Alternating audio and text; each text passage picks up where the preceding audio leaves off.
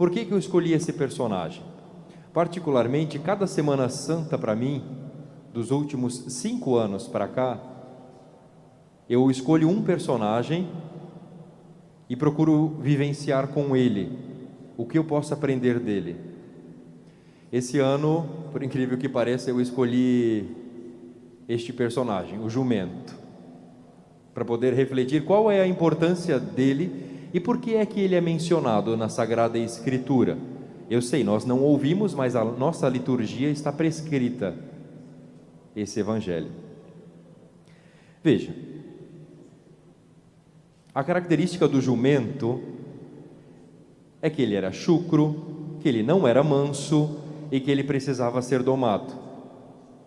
Como é que Jesus pede justamente um jumento com essas características para adentrar a cidade de Jerusalém, cheia de uma multidão, e naquela época não tinha esse negócio de restrição, não tinha pandemia. Imagina se aquele jumentinho, ele não iria ficar arisco, e com toda aquela movimentação ali ao redor dele, certamente ele ia dar os pinotes dele e ia jogar Jesus para trás, para o lado, que seja. Mas mesmo assim Jesus pede aquele jumentinho para poder adentrar. O que é que isso quer dizer? O que é que isso significa? E mais ainda, o que é que isso tem a ver com a minha vida, com a minha história? Vocês vão acompanhar e vão ver que tem muito a ver com a nossa história. Quando os nossos primeiros pais pecaram num paraíso, num jardim, onde não faltava nada, a aliança com Deus ela foi quebrada, rompida. E essa aliança com Deus, ela é novamente refeita, reparada, restaurada em Jesus. Jesus, ao montar em um animal chucro, significa que ele está em harmonia com a aliança. Aquilo que outrora tinha sido quebrado, agora foi restaurado.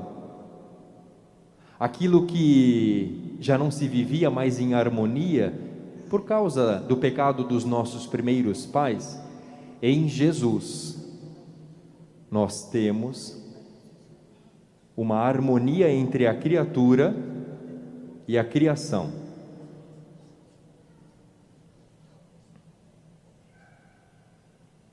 E daí eu me pergunto, o nosso coração, o nosso relacionamento, lá dentro da nossa casa, dentro do nosso lar, o pai com os filhos, a mãe e os filhos, o esposo com a esposa, os vizinhos, colegas de trabalho, enfim, os relacionamentos do nosso dia a dia.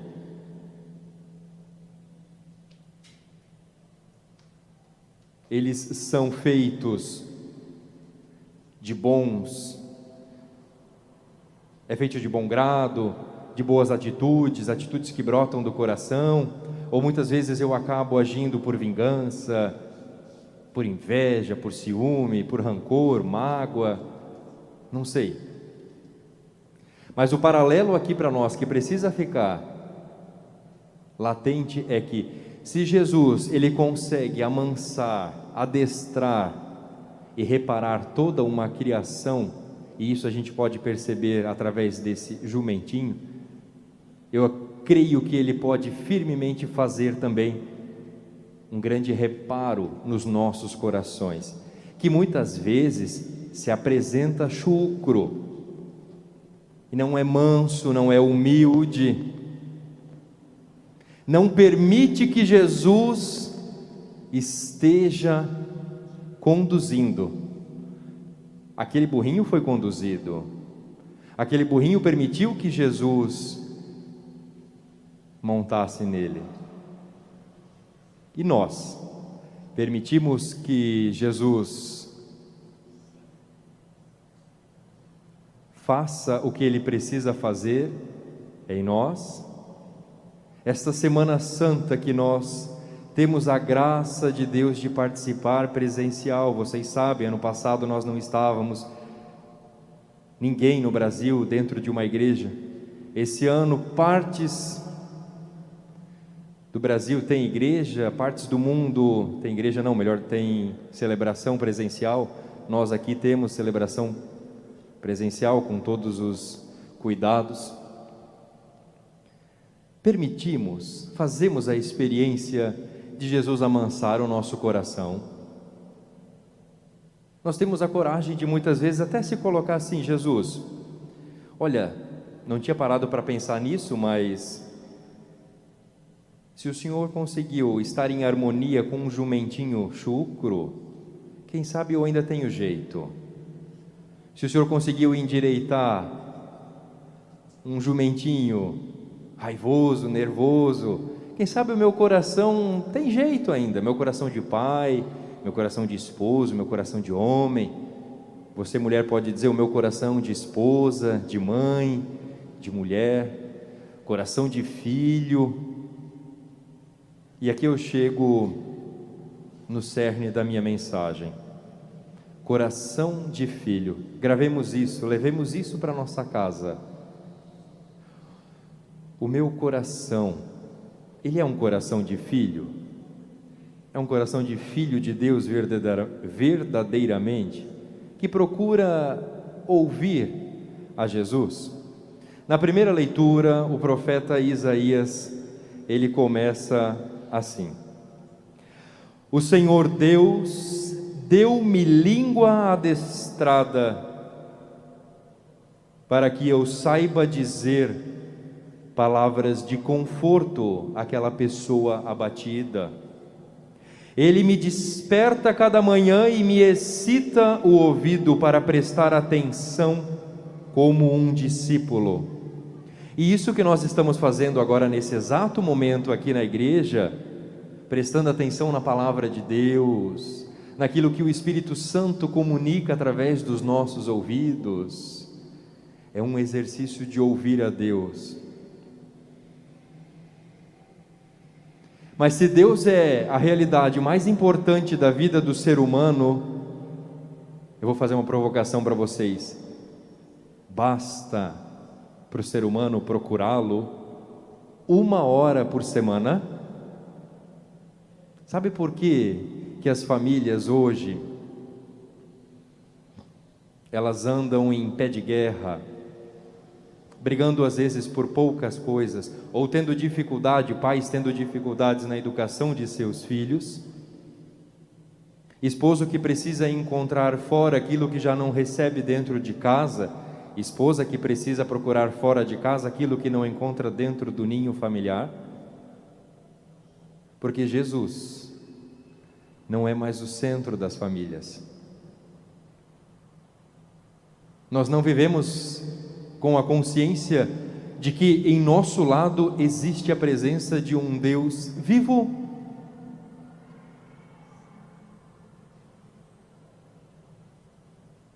Antes das nossas refeições, quais famílias que rezam agradecendo o pão, agradecendo o alimento? É importante que a gente retome os nossos atos devocionais, os nossos atos de piedade. É importante que nós retomemos a oração, meus irmãos. A Sagrada Escritura diz: o Senhor desperta a cada manhã e Ele excita meu ouvido. Ele faz com que minha língua proclame uma palavra de vida, de conforto para aquela alma abatida, cansada. Mas se eu não fizer o exercício de me ajoelhar, se eu não tiver o hábito de rezar, e rezar é diariamente, não é só de vez em quando, dificilmente eu vou estar treinado para a guerra. Um outro exemplo: qual soldado que vai para a guerra e vai destreinado?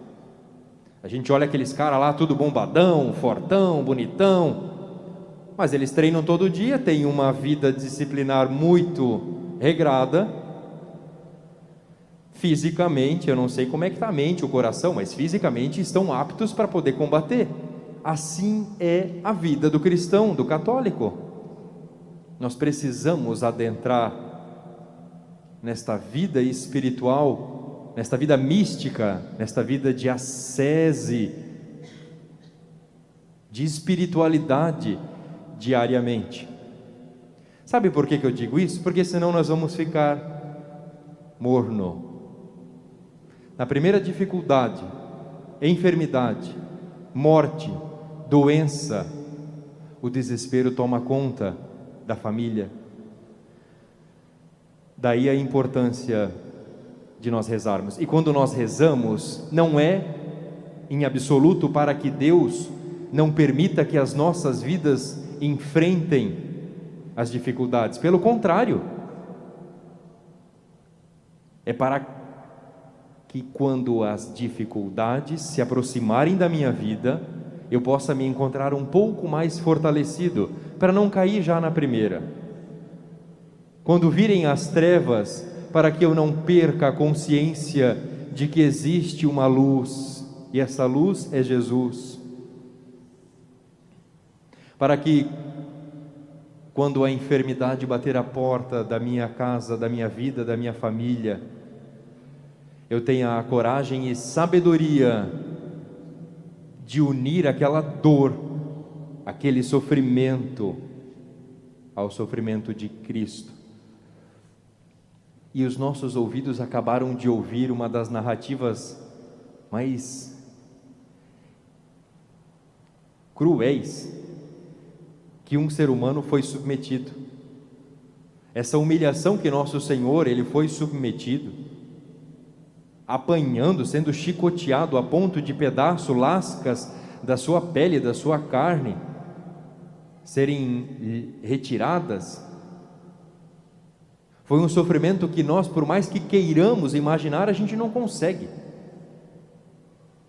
Então, quando nós sentimos um sofrimento, quando nós passamos por um estado de sofrimento, de dor, de angústia, de tristeza, de solidão, de vazio, é preciso que a gente tenha a coragem, verdadeiramente como filho e filha de Deus, de nos abandonar em Deus, conversar, dialogar com Ele.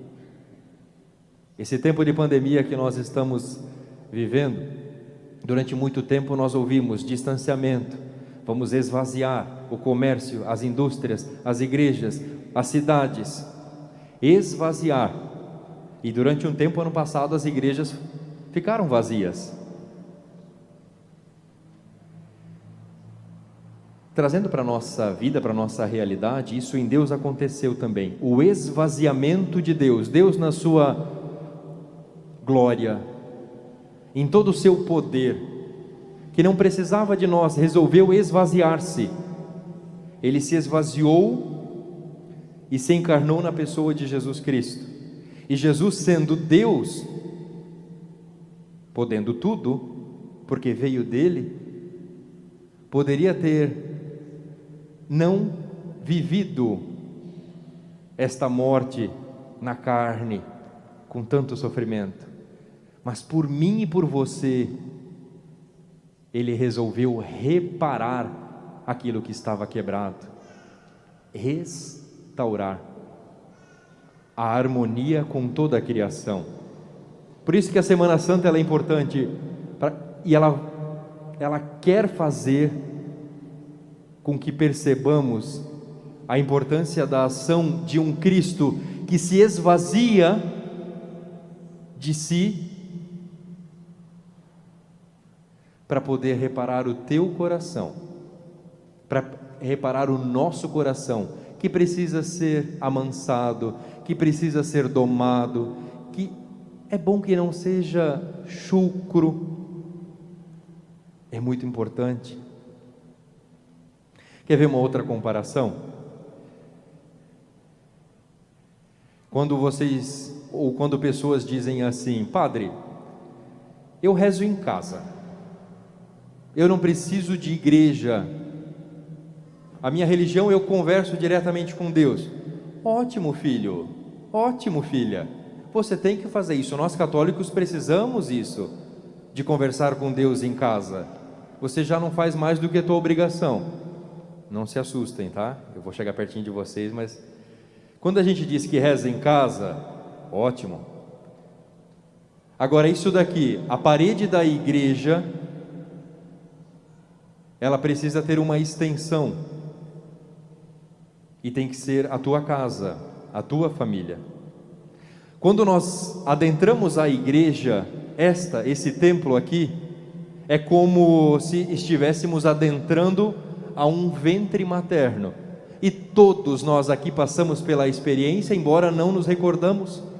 Todos nós um dia passamos meses dentro de um ventre materno, e ali nunca nos faltou nada, porque a mãe cuidou.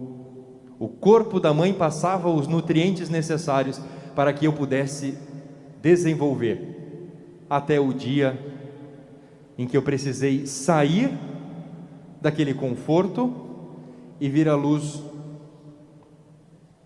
A igreja é isso, é esta mãe que nos acolhe